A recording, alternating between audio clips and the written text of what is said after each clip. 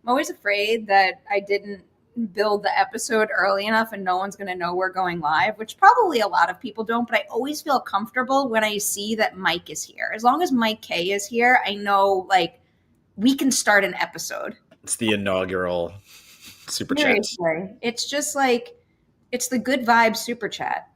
Happy Friday, everyone. With so many options to see on the big screen this weekend, what is everyone seeing first? Tonight, I'm seeing Drop, then either Warfare or The Amateur on Sunday. I didn't see The Amateur, did you? Yeah, The Amateur is the big one I missed this week. I would recommend both Warfare and Drop. I think it just depends on what you're in the mood for. Yeah, I didn't even like check to see what the early reactions for Amateur were. Hold on. I thought they were mixed. Yeah. I'm also looking to see what specialty titles are out there too, because I feel like there's a lot of other stuff. Is there? I still haven't seen. I haven't seen Minecraft. Have you seen Minecraft? No. I like. Listen, I know it's crushing. I'm afraid to see Minecraft.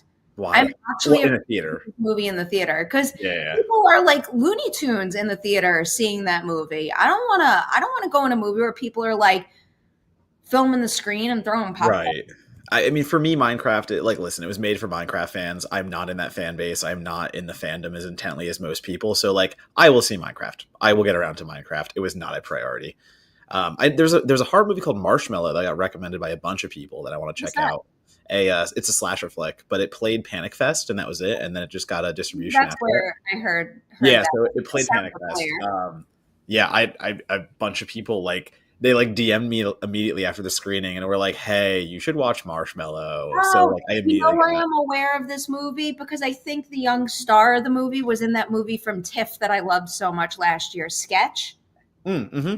I'm pretty sure that's what it is. Okay, and I've followed him on Instagram to keep up with his work, and I will at some point this weekend watch Marshmallow to see if it is all the buzz that people are confirming. But yeah, so that's the I guess that's the indie horror recommendation that a lot of people are throwing around. Let me know what you think of Marshmallow and if I should watch it. Hell of a Summer is fun. So if you want a slasher movie, that's also a solid option in theaters right now. Yeah, I was gonna say that's theaters only, right? Yeah, that's theaters only. Ballad of Wallace Island's a great watch. Yeah. That's all. The Hell of a Summer was my my one big casualty of festivals during March and stuff because like you never saw it at all. No, because every screening was when I was gone. Oh, wait, hold on. Keep talking. I'm gonna get something. Yeah, sure, go for it. No, like it's the every March there's so much going on with festivals, whether that's South by leading into Overlook and all these things. Again, critic privilege is what it is, but there's always like a casualty and there's always something that I can't cover, and it was Hell of a Summer this time. I really want to see it because, of course, horror fan, all that stuff. But specifically, they gave you a s'mores kit? I never unbox anything ever that I get, so. I mean, is it legitimately a s'mores kit? Yeah. I opened it, so I'm not going to be surprised, but it's pretty funny. Well, they also sent me a Camp Pineway t-shirt, which I love because I will actually wear that. But oh, that's fun. Never did I think I would ever eat a marshmallow with Finn Wolfhard's face on it. That's funny. Got Finn, Billy, and Fred. Oh, that's funny. That's actually a really funny little. These look pretty good. There. These are significant marshmallows, and then it came with like a Yeah. Probably something I shouldn't be doing by myself. Because I mean, just be careful. You'll be okay. Have you ever seen the video where I tried to make beignets with my sister? Yes, absolutely. Actually, a disaster. Yeah, maybe actually don't. Maybe don't. I'm going to wait until you guys come over. Yeah. And then we'll make marshmallow. Wait until the next time we come to Burbank. Yeah. Let's not mess with that. All right, let me get rid of this box to make room. I'm going to dive into this while you're gone. Did I get into the Dynasty Cluster F? I mean, okay, here's the thing. It wasn't the thingies, the dust, like. Oh God, my opinion here, it wasn't Swerve's time to get it back yet. I didn't hate the match itself. And now I'm kind of intrigued on Hangman and Swerve having to take on the Young Bucks. I know it doesn't make quote unquote sense or whatever, but I don't know. I think there's a really interesting narrative to explore between Swerve and Hangman more than anything. So them being forced to team up after going through what they did, like the moment when they're arguing and Swerve admits he was wrong is fucking amazing. Like I don't know. I feel like wrestling is so much of just the macho bullshit, but the Swerve. So I can't really recap it. Perri takes too long, but like there's a thing happening, and I think it's kind of cool, but a gamble. So I'm not ready to call it a clusterfuck yet. I'm holding on that phrasing. Sounds like you're speaking another language. I know exactly. Somebody burned somebody's house down after somebody else snuck into their house and took video of their kid. Like Wait, I'm sorry. Like really? Yeah. Like I mean, in the storyline, not like it's a written storyline. Yeah. So it's fiction. But yeah, Hangman burned Swerve's house down, and then he sat there like a meme, and that was AEW's Christmas Yule log. Was Hangman Adam Page sitting in a chair outside of Swerve's burning house? Fucking amazing. And yeah, I don't know anything about AEW storylines. That's fine. It's great. Kane says these early reviews for Sinners are incredible. Seems like Kugler's done it again. We haven't seen it. We're seeing it at the same Monday, time, right? Yeah. It's early. Here's the thing. I am so hyped on this movie. I want this to be one of my favorite horror movies of the year. It's an early reaction. Let's just always keep that a little bit in the pocket. Like I'm not saying people are lying. I'm just saying that early reactions. I think they're on point. They've screened the movie a good deal. No, but that's what I'm saying. Like it's just tempering a little bit of just like that first wave. So they're always gonna try to get the most positive first. And I'm not saying anyone's lying again. I'm just saying I try to take a little bit of that first wave down a notch, and then I hope to be surprised. I'm big hyped. I can't wait. Soon enough. I am too. Oh my God, Matt! I also didn't tell you the movie I saw this week that I can't tell anybody about. Okay. If I could tell you. Okay, so tell me later. That I don't know. You even brought it up then. Why did you even bring it up? I'm bursting at the seams. I see that. Bursting at the seams. Can't wait to talk that thing off air that no one else can hear. Yeah. I don't know. Build hype, whatever. All right, let's talk about a movie we can talk about. Warfare.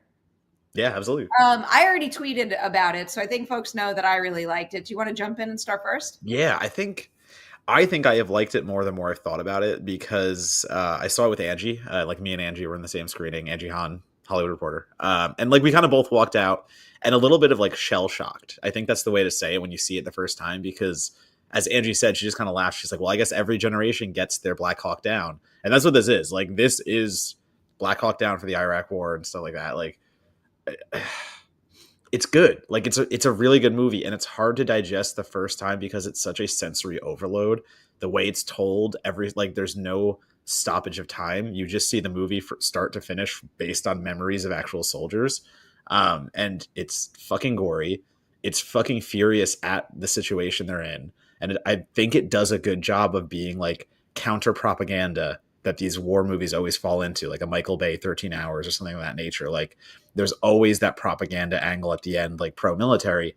And I really think Warfare cuts through all of that and tells the story for as bleak and horrible as it is for the soldiers. And like, it is a dedication to them. Don't get me wrong. It is absolutely like in their honor. And that is why they made the movie. But in the same way, like Alex Garland is an outsider from America in a way, let's say, like he's not, his view of America is coming from a different place. And I think the way that I like that work in Civil War, it works even better here because it can be that much more critical of what's going on. Like, I think the way that Alex Garland, and obviously he's only like a co-director on it, but still the way they come together, it's hard. Like it's a tough watch. It's tough to watch, but it's also it's good at what it's doing. Mm-hmm. I thought they did a pretty beautiful job of showing the brutal reality of war, but while still respecting and celebrating the brotherhood involved in that particular scenario and watching them step up for one another. But yeah, I had a very similar reaction. And I had been to one of the very first screenings in New York, and it was overwhelming. I don't know what I expected when I went in. Yeah. I had like a light sense of like what the movie was about and how they went about making it and what some of their goals were. But I don't think I've ever seen a war movie that felt that immersive in my life. And it is exquisitely photographed. Yeah. The way that they made this movie is truly something else. And the second I walked out of the movie, I put my nerd hat on and I read the production notes because I was just absolutely fascinated by it. When you read about the training that the cast went through and then how Yeah. they rehearsed and how there was no break. They went straight from the rehearsal onto the set where everything was built to the fullest and how they're doing long takes. I mean, it really adds up to becoming an especially thoughtful war movie that I think is told with great purpose. And while it is a really hard watch, does feel like a pretty important watch nowadays, as sad as that sounds, because usually in this industry we're steeped in war movies that are Hollywoodized, over glorifying that kind of situation. And thankfully, the majority of us will never know what it feels like to be in the middle of a situation like that. But Yeah. it's important to be aware of what someone is putting on the line to go into a situation like that. And the only way we can come close to maybe understanding a little bit is, it seems like, at least through screen storytelling like this. So I don't know. I was really, really impressed by every layer of this production.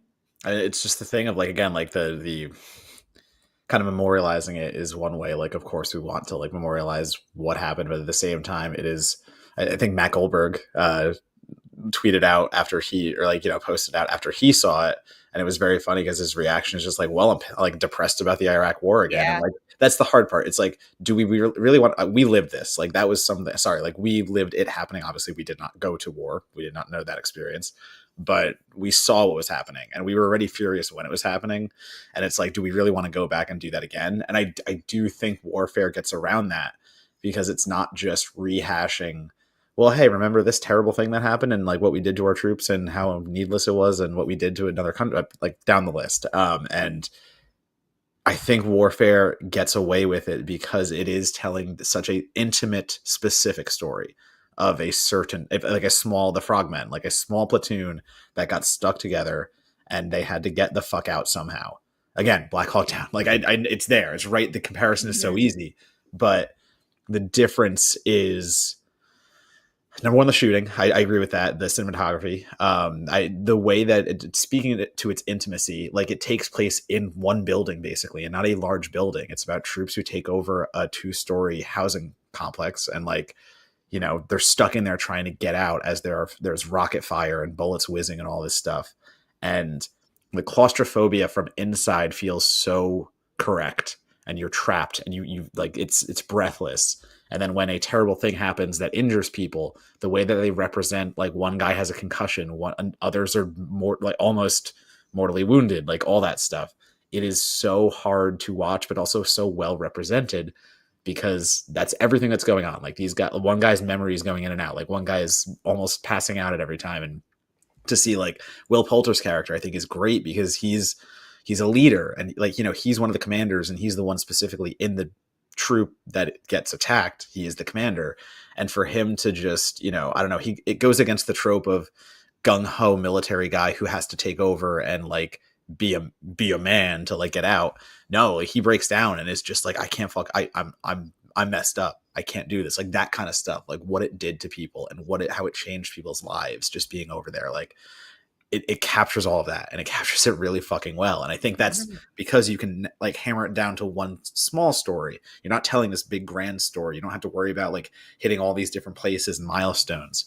Like, no, this is what the reality is. Like, this is what the reality of being over there was. And again, it's hard, it's tough, it's hard to keep down, but it's good. It's such a weird thing to be like, this thing that might make you feel like shit is actually very good. But that's it. The Yeah. technical is amazing. All the shots of the drone stuff, like actually doing the overhead and the infrared, all like it works so well to Mhm. replicate this, and like the silence during those drone shots and the Oh way yeah. that like war has changed. And it's so, you're just watching overhead and watching American troops get surrounded, all that stuff. It's fucking great. Cast is phenomenal too. Like you Yeah. just brought up Will Yeah. Poulter, Yeah. but like everyone is required to do so much all the time because Mhm. of the way that they film this is again, it is not like a slick war movie with heroic looking singles on characters. It's a highly mobile camera filming very, very long takes, which demands that all of these actors are on and full for a pretty significant amount of time. And the movie, the way it's filmed, encourages you to be examining every single frame. So every ounce of what they're doing has great weight. And I'll just go straight I was gonna here. do the other one too. Oh Like, yeah, boy. I thought everyone in this movie was excellent. There isn't a single person that I wouldn't want to shout out right now, but in in particular, yeah, I had a real hard time watching Joseph Quinn, and I mean that as the highest compliment. yeah.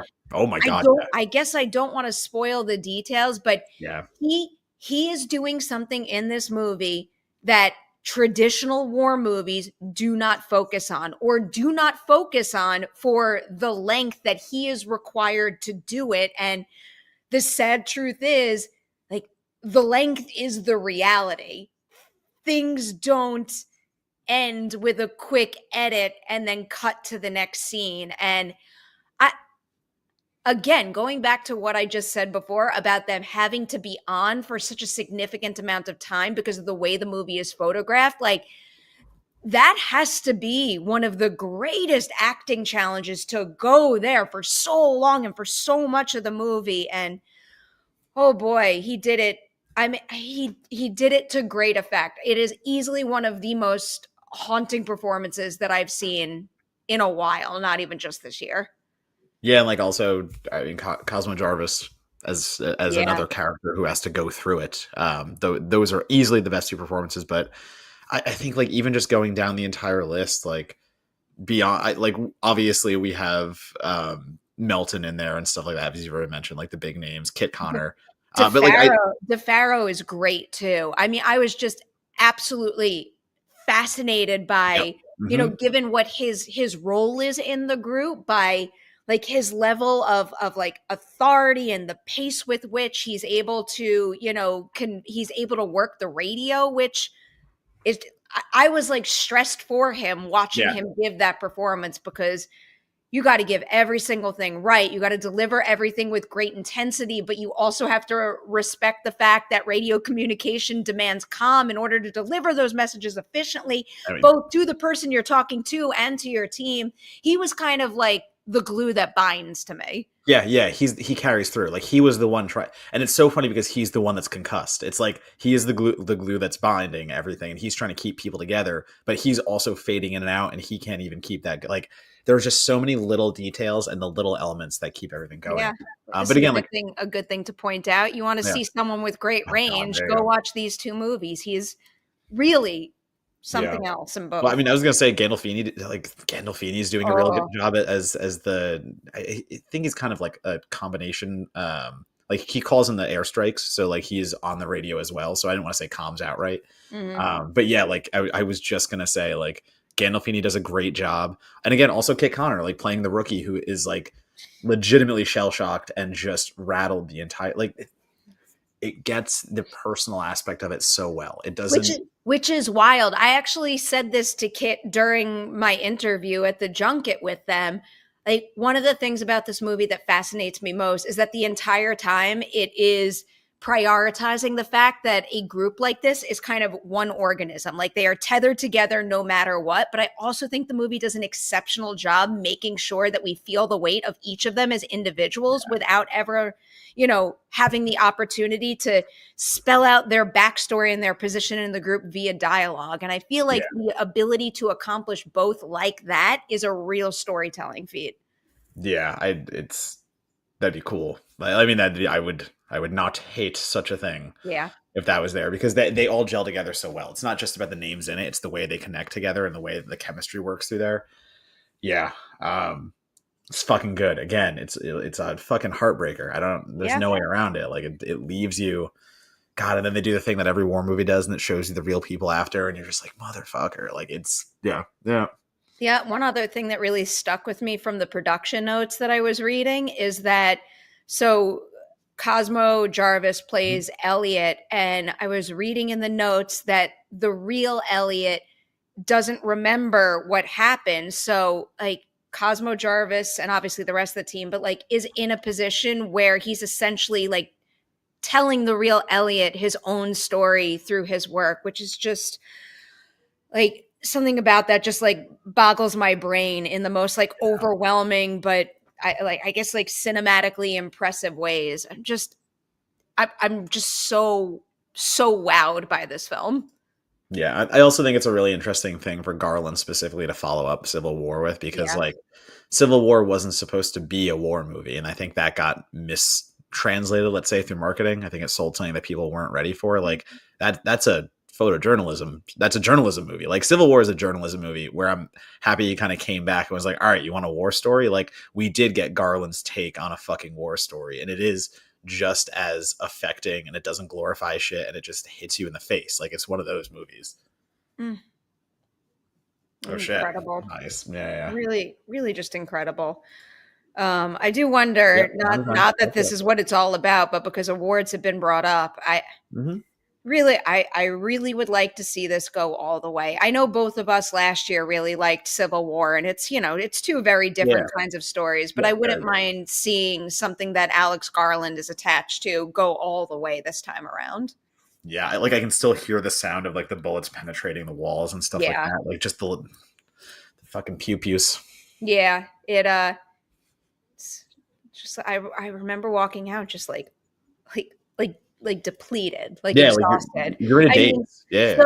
filled up in a way via the effectiveness of the storytelling, but I was like tense the entire Yeah. time. The entire time. It was watching it with Angie. Like she's a more reactionary watcher, Yeah. so like I kind of just like laid back in the chair the whole time. But like we're in like the laying chairs. We're not even in like we're in the full lounge. And like half the movie, she was just like doubled over, just like literally just like grab like just tense. So that like that's the vibe. That is Mm, absolutely the vibe.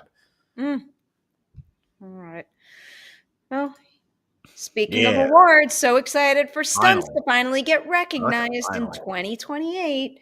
It Yeah. is about time. So, um, next year, so 2026 is when casting gets added. Hmm. So the next Oscars will is stunts 28 or I thought it was sooner. 7? I thought Oh, it's I think Robin's right. The So it would be for 2027 films but awarded at the 2028 Academy Awards. yeah, that makes sense. Yeah, Man, I cover awards so much. Every single time I write that stuff out, I'll always mess it up yeah, somehow. yeah. Really incredible. But I'm excited for that. Long overdue. Now I'm Way just curious to see how the additions affect the broadcast. Let's just make sure to include everything and cut some silly skits that we don't need. right. Like that's what you want them to do, but Usually, what I want them to do is not what they do. exactly. That's why I made the So now I fear I have hmm. jinxed it. Yeah. Now we got Um, time. so you have extra work tonight. You saw the Predator stuff, right? I did. So I saw Predator Killer of Killers. I can get into that. Yeah, they showed. So I was lucky enough to get a little invite, and all of a sudden, I'm watching the first 20 minutes of Killer of Killers. It's such an interesting concept because how long have we been talking about since Prey came out? Like, oh my god, there's so many things you can do with a Predator story. Like, you can put the Predator anywhere. Like, I think I was like writing my article, and it's like, cool, like King Arthur, like just have like Knights of Camelot fighting a Predator, or like pirates, or like you can just endless possibilities, and that's what Killer Killers feels like. They showed us the entirety of the Viking section, which I won't spoil, obviously. Like, but impressions were very arcane coded in its Mm. visuals. Feels like the kind of Oh, cell design, like the cell shading of Arcane, but a little more grounded, not as sharp, just more like watercolor cell shading kind of mix, and mhm. it doesn't skimp on gore. I can fucking confirm that. It's not one What of I like to those hear. because there's the preconception about cartoons and adult animation and stuff like that, but it's it hits. it hits everything. And what we get to see is like a completely new predator design. The one that we saw for the Viking one was this big like Hulk of a predator, and he like literally he's just gigantic. He's like a beefy guy, and he has this fist, and on it is this like sonic boom punch. So his like signature weapon is like he charges up his fist and is able to like punch through your head, and like people's heads are exploding. But it's also really cool because you get to introduce to like the warriors of the time.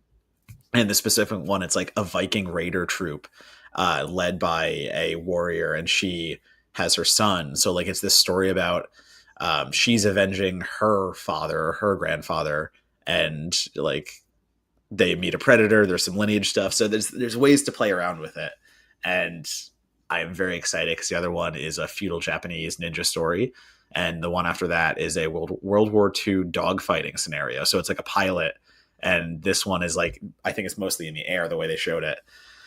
Yeah, it's cool. Like it's such a cool concept, and like again, how didn't we do this already? And it opens the door. Trachtenberg could not confirm if there will be more. Obviously, he's like, it depends if y'all come out, but why wouldn't they? Like, if it works like that, like, why wouldn't you do more? There's so much to do. So I'm excited. Like, the trailer hits right.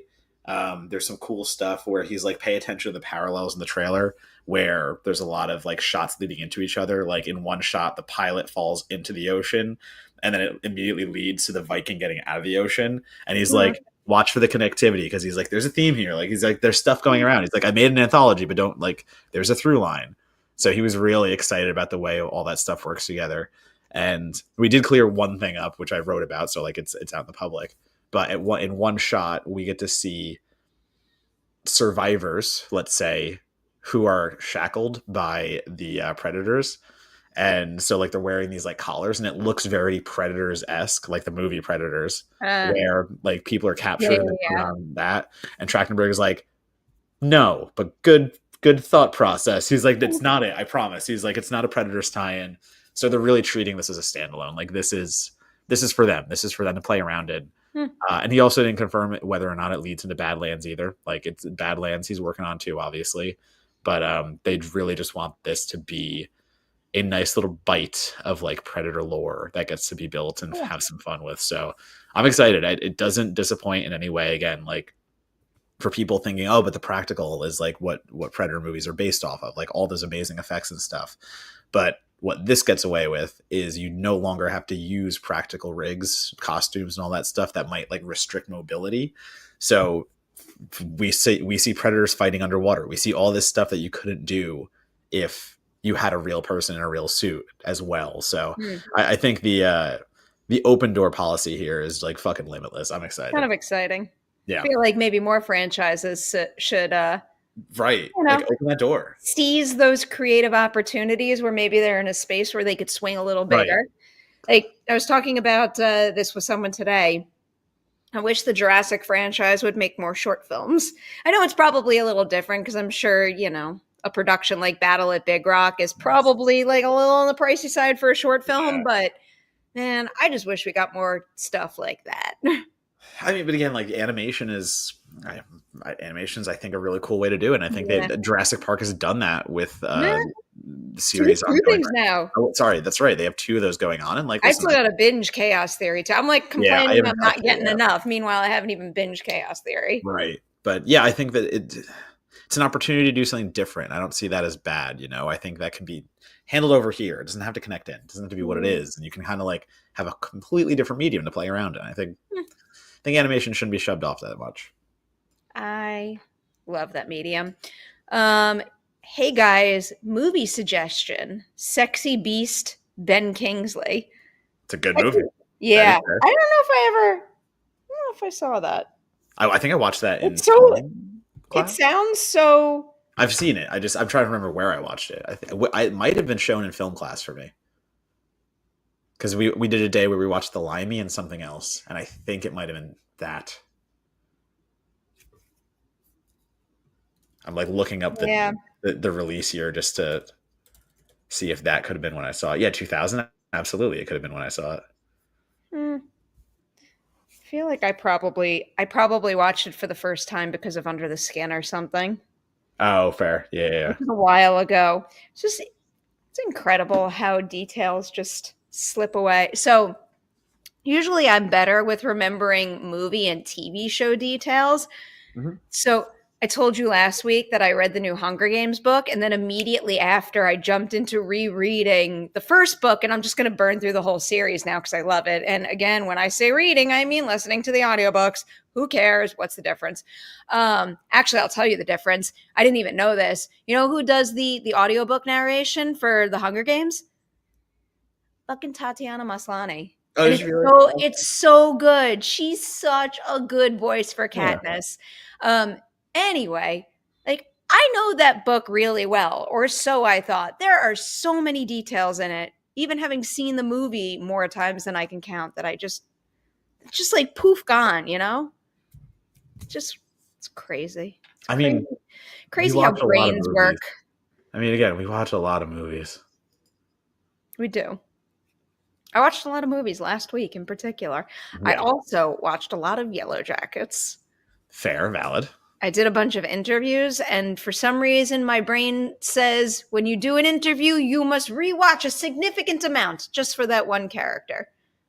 So I I wind up mean, watching it over and over and over so you're just again. watching the same thing, just Well, repeat.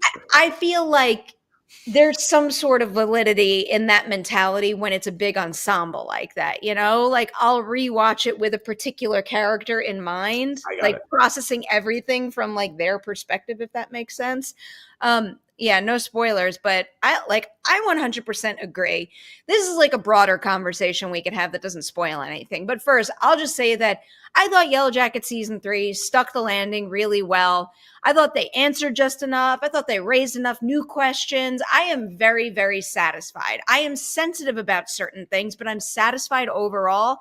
But like, I want to respect the fact that the fandom cares enough that they get sad when a character dies. But to me, that's just the product of good storytelling. Like, if you care enough, doesn't that mean that the showrunners and the writers have done their job? And a lot of people, I see this being a particular critique of the new season, that it wasn't certain things that are happening aren't what they signed up for at the beginning. I'm sorry, but people dying and these characters not living happily ever after is exactly what we all signed up for. I was also going to say, like, the character death does not mean it is bad. Like it's the nature of storytelling. Like, we can be precious about things we love, but also if it serves the story, we don't. Yeah. I And have not watched, so I do not know. But admittedly, there are certain things that did happen that I don't think the show has said, you know, we have justified this just yet. But it's also a show and it's not a movie. We still have more story for them to eventually build yeah, a little more of a foundation for that plot point. So I think honestly, thus far, all the things that I've been sensitive about, personally at least, I got enough for it to make it okay in the end, or to make it okay enough from a storytelling perspective. But I'll I trust don't you. know. I like Matt. I'm gonna be a very unhappy person if that show does not get a season 4 renewal. Like now, like Yeah. before end of day Friday, the season finale's out. Like let's do it before the end I of the mean, work that's going week, to take please. time. Please. That's going to take time. No, it's not. There's no reason that should take time. No reason. That show has a rabid fan base, myself included. It needs to get renewed now. Now. Also, though, like this part of it where just like this is why I stopped watching The Walking Dead, because they just started killing characters Eh, for no fucking reason, and I was it's just like, not yeah, that. that's what I'm saying. That's the difference. Like the difference is when you do it just for shock value and when it doesn't actually like benefit the story itself. Like for me, it was when they killed Abraham and Stephen Young's character, Oh Glenn, at yeah. the same Well, time. that seems to be the cutoff for a lot of people. I was just like, you don't know what you're doing. I was like, I'm out. This is stupid. Like, and I still watched a little more, but I knew I was out on that. It's interesting to think about because I feel like that was a particular death that I saw. Like everyone knew it was coming because of the source material. So Right. like I was fully prepared for it, but But they just got you to like Abraham just enough to make you care about the character, and then like, oh fuck you too, like it was just it's that kind of thing. Like they killed Abraham to be like a fuck you, and it was unnecessary. And I was like, yeah, you don't know how to tell a Yeah. story. I'm out I on that. lasted a little longer after that, but then I'm like, oh shit, like now not only like do certain things like that make me sad, but now it's just feeling repetitive and I don't need to experience the same beats over and over, and that's when I checked out. And yet we still got movies and shows I coming. I gotta watch one soon too. Oh, you actually do The it? Dead City one. I've Oh never. yeah, Does yeah. anybody out there watch? I think that's what it's called, The Walking Dead, Dead City, because Yeah. I've got a reason now that I'm gonna have to watch both seasons. So Nope. I hope it's okay. Oh, thank you. I don't know. I hear Fear the Walking Dead was pretty good. I'm sure it was. Yeah. Yeah. He did, but like again, we're talking the movie. Like, so that's my thing. I had to separate myself from the source material way long before that because I was like, okay, source material is always going to be better. They just never lived up to it. But yeah, that was like that one to me was egregious because I was in it in the story perspective and the TV perspective, and I was like, oh, cool, you're doing something really new and interesting with Abraham, and then no, you're not.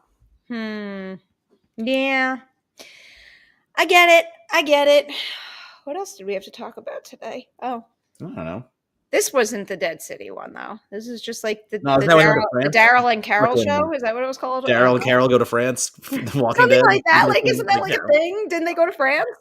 I'm glad they're all getting paid. Like that's I don't give a shit. I'm glad they're all getting paid. I don't know. I'm not gonna judge until I watch. Yeah.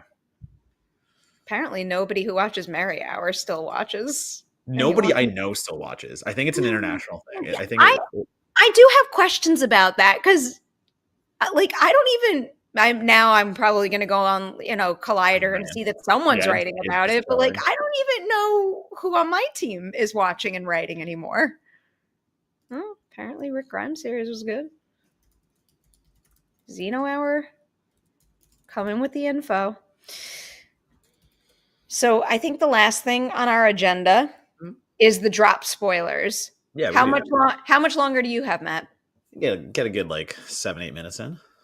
Okay.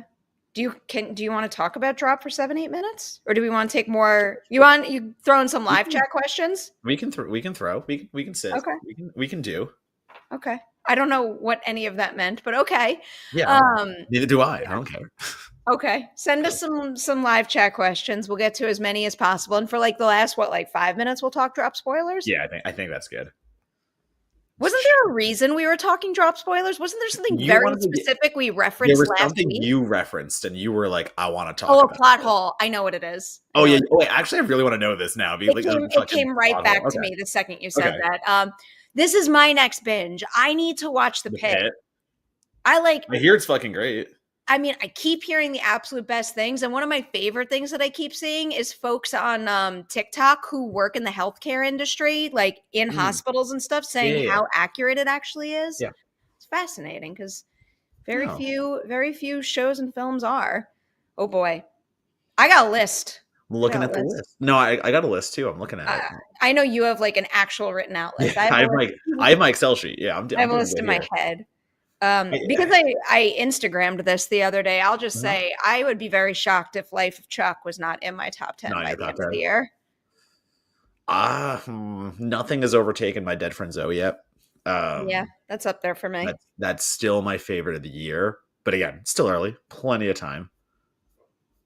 I think Ugly Stepsister is a good contender for me for one of my favorites of the year. I do need to rewatch it though before I commit to something like that. But it's definitely in contention. Can I tell you a really funny story, actually? Yes, please. I was drinking with the director at Overlook, who was fucking delightful, just the nicest. And like out of nowhere, unprompted, it was just like, can I just say, like, one of the things about Sundance when I knew that like I had made it was when you and Perri were talking about my movie on your live stream, and I was just like, shut up, that's not that important. I was like, that's not as important. Like, Meanwhile, we've been blabbing about it all year. I know. It was very nice when she said that. Again, unprompted, and I was just like, we just do our shit. I'm like, I never think about that side of it. I'm going back on Talking Pictures soon. You know, that show that I do sometimes. And I think Christy's going to be on it with me also. Oh, nice. But one of my requests for like coming back on, I'm like, put Ugly Stepsister on that lineup. I can't wait to blab about that again. Yeah, no, it's so great. It played really well at Overlook. I didn't go, but like, Yeah. Does not surprise me. And I saw Adam's short film got like an honoree type thing. No, he won the audience award. He won. Oh, he won the Yeah. audience award. I saw another one where he He was won, listed he under won the audience honoree award and section. got an honorary creature design. That's great. Yeah, it's great. I thought that short was pretty damn impressive. I know. I'm real happy about it. I'm glad. I dug like the puppetry work and all that, and I was just so impressed by how effective the tone of it was. It's the premiere. That's the first time he showed it, and he won the audience award. So I think that speaks to it. Let me I want to put like the information in the information. Like the film's page on Overlook. And now it's going to take me forever to fucking find it. Traveler and the Troll. What are the shorts? Yeah, the shorts don't have their own pages. No, it's called The Traveler and the Troll. I was hoping it had like its own page and a little information. No, they just throw together in a single. Well, here are the shorts thing. Here's the little blurb. The blurb. Our good friend Adam directed it, and it's so impressive. I think it is. He'd be so proud, and everyone should seek it out. It's gonna have a nice long festival run. Yeah, I like the sound of that. There's another Soupy. Doug says, enjoyed Drop. Should have marketed on Valentine's Day as a date movie, especially to couples who met on dating apps. App dating awkwardness was relatable. That was that's the horror aspect of it for me. Like bringing back all the app dating kind of awkwardness. Oh my God. Doing it right now and doing it right now and seeing movies like Drop and movies that are coming out about like app dating is just so fucking, it's vindicating and horrifying at the same time. Fucking PTSD. I mean, this doesn't put the horror on the dating app side. That's true. But there's a lot of first date awkwardness. I think it plays with the romantic angle very well. No, yeah. I think it plays with like grounded romantic stuff pretty well, but I thought it just gets so fun and playful with making a first date even more awkward via this whole Drop situation. It's just the idea of I talked to Christopher Landon about this at Overlook, and it was just like, how'd you find the balance for Sklenar's character? Landon calls him Henry, but he calls him the damsel in distress because he is the damsel in this scenario in like traditional terms. And I was like, how do you find the balance of how the fuck didn't he leave? I'm like, how did you keep him in that seat, and how'd you find the ways to do that? And he said in the first script that was written, he does try to leave, and there was more aggressive he doesn't. And then Landon was like, he has to leave. There's no way this guy is sitting here. He's got to try to leave at some point. So they rewrote the script. They caused the problem for themselves and forced themselves to write themselves out of it because you're, as anyone on a date, if it's going that weirdly, you're smashing that eject button. You're like, I'm not here anymore. We're going. We're out of here. Had I seen the movie a second time when we last spoke about it? I don't think I had. Because did we broadcast on a? No, Monday. I did because we did Monday. I saw it Sunday night again. Yeah. I'll just repeat. I was very impressed by the fact that the movie holds up so well on a second viewing because it's so mystery based that you would think when you find the answer to the mystery that the movie could run the risk of feeling flat. And I thought it was the exact opposite. I still found it just as thrilling. There were so many new little details to pick up on, and it's still a total blast of a watch. In fact, the second viewing, I think, made me appreciate it even more. I get it. I was very happy. Let's make that one away. I think we're caught up on Soupies. Do you want to pick any others before we make everybody leave for Drop spoilers?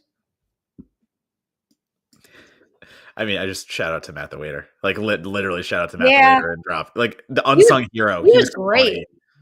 Jeffrey Self. Yes, yeah. He was great. I thought the whole supporting ensemble was really good. It's not easy to get that much screen time and to have it matter when shit gets crazy at the end of the movie and to make you care about them all. I thought that was one of the most satisfying aspects of the movie for me. Yeah. All right. You want to do it? Do it. With that, do it. Goodbye to everybody who has not seen Drop. From this point on, we are going to talk spoilers. So Hit if me you with your don't want plot the hole. I'm movie, fucking curious here. you don't want the movie spoiled for you, goodbye. Don't, and like, even if you don't care, like, care a little bit. Go see the movie. Don't ruin it for yourself. Blah, blah, blah, blah, blah. We're going to talk spoilers now, now, now. Um, well, I'll just answer this question first. I definitely did not. I had a hunch, but like I never definitively. I had a hunch about everyone. I had like some sort of narrative in my mind where literally anyone in that restaurant could have been sending the drop. So I can't necessarily claim that I ever suspected that individual more than anyone else.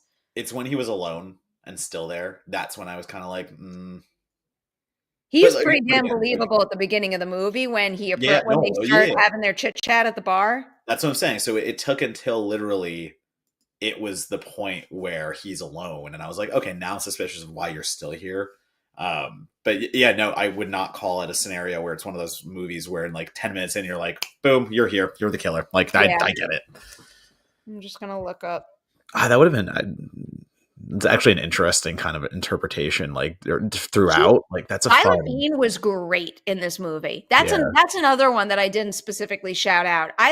bartender was She definitely a play, absolutely a play. I thought she and Megan Fahey did such a good job at the very beginning of the movie of oh so quickly establishing like a full lifetime's worth of like history and cadence and rapport Yeah, between the two of them that I immediately believed they were sisters. I immediately cared about their relationship.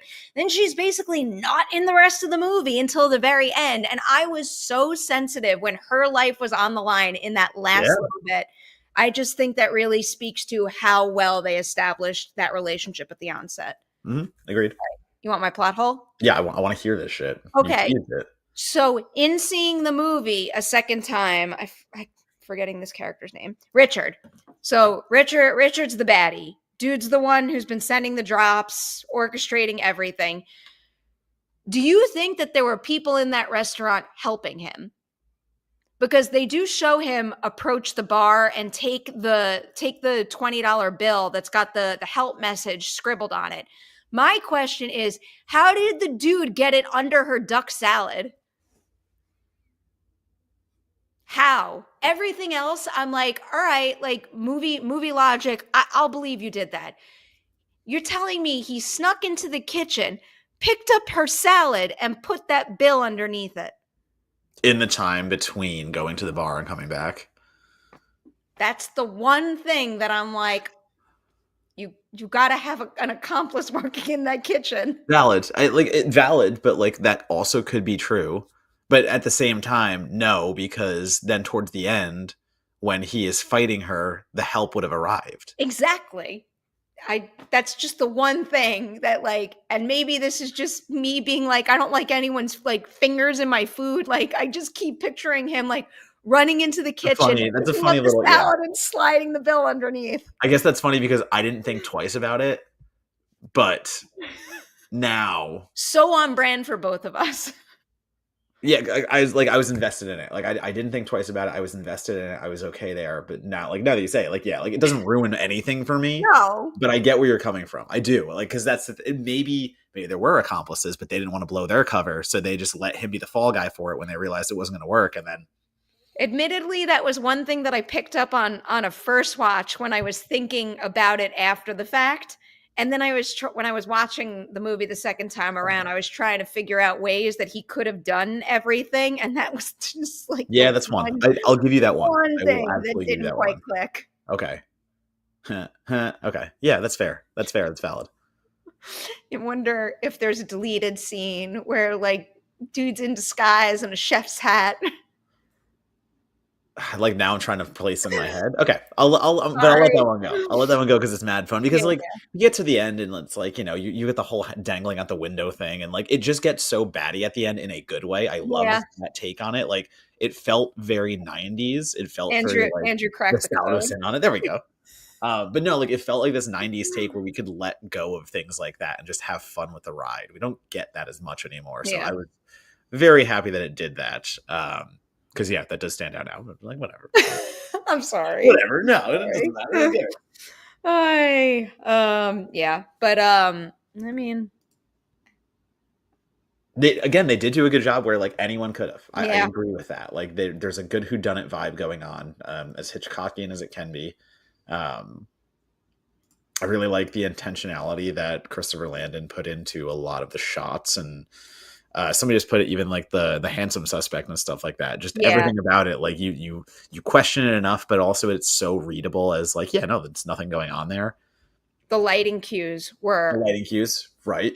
impeccable. I mean, that also just goes to show how good like Landon is as the conductor and how good his department heads are in Yeah, terms with what of, they're doing around it. prioritizing the right way to film this. Like Yeah, hearing about how they essentially built a fully functioning restaurant. It's like that sounds cool and whatever, but then you see what they're able to accomplish when they're in such a full space like that where all the lights are set up in a particular way. And that level of thought is a skilled filmmaking team coming together to lift each other up and create a really like pretty picture, but also a very effective one that has a lot to say about what it's showing. he said it was hard to watch them take down the restaurant right after shooting, like watching it get destroyed. I But he get said it. all the production crew was so happy. They were like, "We're so fucking done with this shoot. Like Yeah. we're done. Like let's get." He was like they like tore it apart and fucking burned it on a pyre.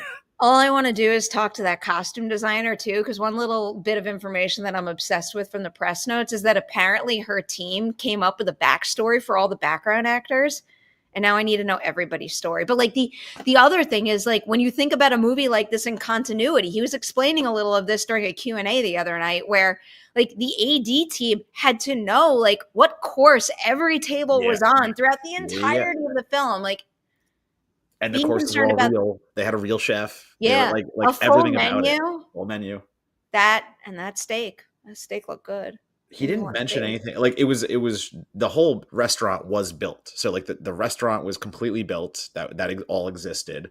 I Yeah. don't know anything about the background. Yeah, I don't know about the backdrop I either. assume it's not because you either That like would that would you feel use the like volume or you don't. Right. Like either that like, would feel like overkill for a right, production like this exactly. too. Like I can't imagine why the volume would benefit them more than just Right. like Exactly. a blue or green backdrop. Yeah. Interesting. Interesting. All right.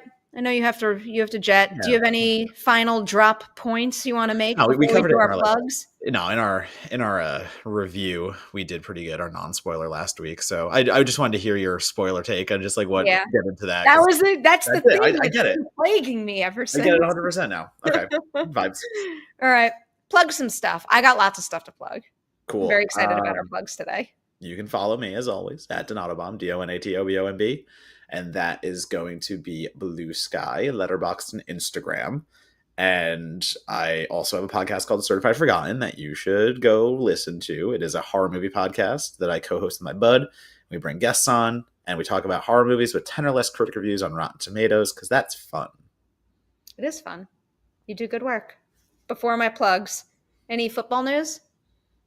I mean, the only big update is just what the fuck is Aaron Rodgers doing? Like that is now, we're getting so close to the draft, and I think that the Steelers have to give up on him at a certain point if he doesn't pull the trigger. Like they want him. Like everyone knows they courted him, they took him in, and he is just he's either waiting to see what happens during the draft, which could kill his stock completely, or he just wants the attention. No one can decide. So that's where we are with that. And like, there's been no other news because everyone acted on free agency so quick. This Like, headline was from 3 hours ago. Derek Carr injury raises possibility of Aaron Rodgers to the Saints. That is true.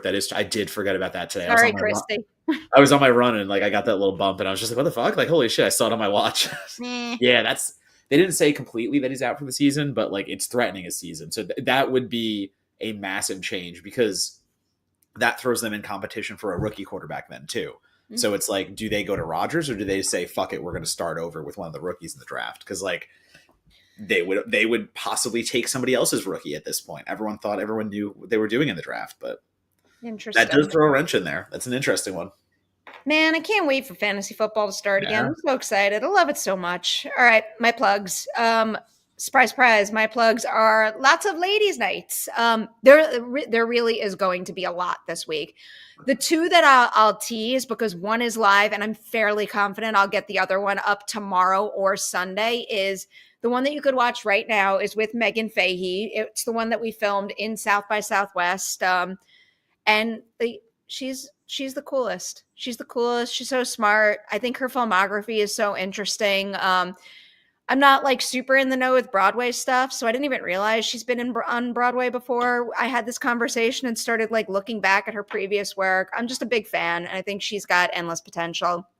And then the Yellow Jackets one that will 100% go up this weekend is with Courtney Eaton, who plays 90s Lottie, and it's just Matt, it's just such a fascinating character to discuss. I could talk myself in circles with Lottie all day long, and then I'll sit down with Courtney, and while she can't give very many concrete answers, there's something about the way that she tackles and processes what that character's doing that like also makes all the sense in the world. And I mean, my God, if that's not the recipe for really compelling but satisfying storytelling. So that was a great conversation. And then the other one that I'll say out loud, I guess, because it's in the can, like I know the footage exists. It's there. You canned it. You're fine. I'm literally going to QC this edit right after we wrap. Yeah. The other one is with a ladies' night first timer that I've been chasing for a while. It's Sophie Nélisse, who plays 90s Shauna. It did happen. I'm so excited. I'm so excited about that conversation. Just like the Yellow Jackets pipeline. Well, someone was joking that I bring this up in the Courtney interview too, is that I'm collecting them all like infinity stones, and like what power do I acquire when I have them all? Yeah, what happens? I fucking jinxed it though. You know how I'll never talk about who my Don't guest talk about is jinxing it. Don't fucking talk about jinxing it. I did it though. It's already done. I jinxed it. I was going to complete the entire cast by the end of this week, and then someone who I haven't named got sick. I'm trying to circle back and make it happen. It's not over yet. What do you mean? You didn't jinx it. I'm trying. I'm not giving up. But Courtney and Sophie were just like great guests. I absolutely adore them. I love the show. I want to see it get Emmy nominations. I want to see it get a season 4 renewal. Manifestation table. Manifest. That's what I always say. You gotta think positivity, and it happens. Yeah. All right, that's it for Merri Hour this week. Next week we will be virtual because I'll be on the East Coast. Mm-hmm. All righty. All right. Have a wonderful weekend, everyone, and we will see you soon. Bye-bye.